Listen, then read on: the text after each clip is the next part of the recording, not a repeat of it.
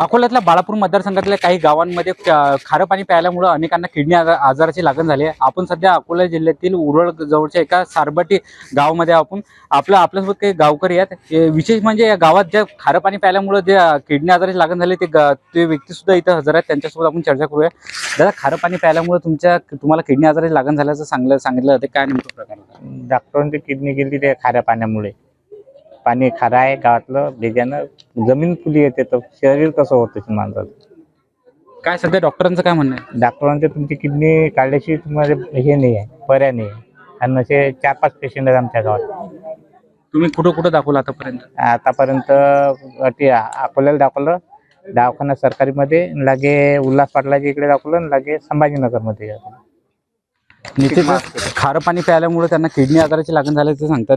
आपल्यासोबत आणखी गावकरी आहेत। दादा, इथं तुम्हाला पाणी आणायचं असलं तुम्ही 25 किलोमीटर जाऊन प्रवास करताय, त्यानंतर गोड पाण्याचं नियोजन करताय। कॉमस्कोर नुसार आता isakal.com आहे देशातील नंबर 1 ची मराठी न्यूज वेबसाईट। प्रत्येक अपडेटसाठी isakal.com ला नक्की भेट द्या। नेमकं कसा हा तुमचा प्रवास असतोय? कसं आहे, घरच्यासाठी चांगलं पाणी पिलं पाहिजे यासाठी आमच्या एवढ्या परिसरात कुठंच पाणी चांगलं नाही आहे। तर आमचा जो वारी प्लॅन्ट आहे शेगावला, तिथं खूप चांगलं पाणी आहे, म्हणून आम्ही इथून 2 व्हीलर घेऊन तिथचं पाणी आणतो ते पितो। निश्चितच अतिशय त्यांचा पाण्यासाठी प्रचंड प्रवास आहे। आपल्यासोबत काही महिला पण आहेत। पाण्याचा प्रश्न म्हटलं म्हणजे महिलांसाठी अगदी चिंतेचा विषय असतोय।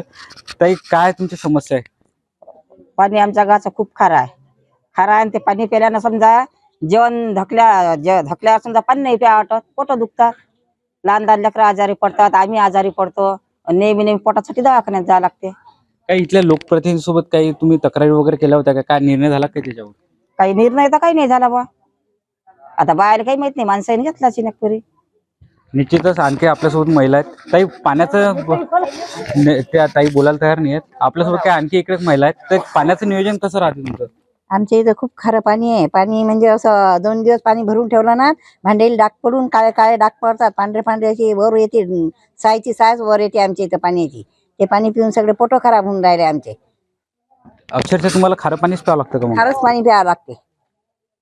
अतिशय खारं पाणी प्यायल्यामुळे त्यांना सुद्धा वेगवेगळ्या आजारांची लक्षणं होतात। काका आहेत आपल्यासोबत। काका, नेमकं काय समस्या आहे? तब्येत नाही बरोबर, तब्येत पाण्यामुळेच होते? हा, पाण्यामुळे। निश्चितच इथं पाण्याचं अक्षरशः म्हणजे खारं पाणी प्यायल्यामुळे अनेकांना किडनी आजाराची लागण झाली आहे, तर काहींचं पोट दुखणं, असे विविध आजार त्यांना होत आहेत। आता विशेष म्हणजे इथं खारं पाण्यासाठी म्हणजे गोड पाणी जर आणायचं असेल तर अनेकांना पैसे मोजावे लागतात।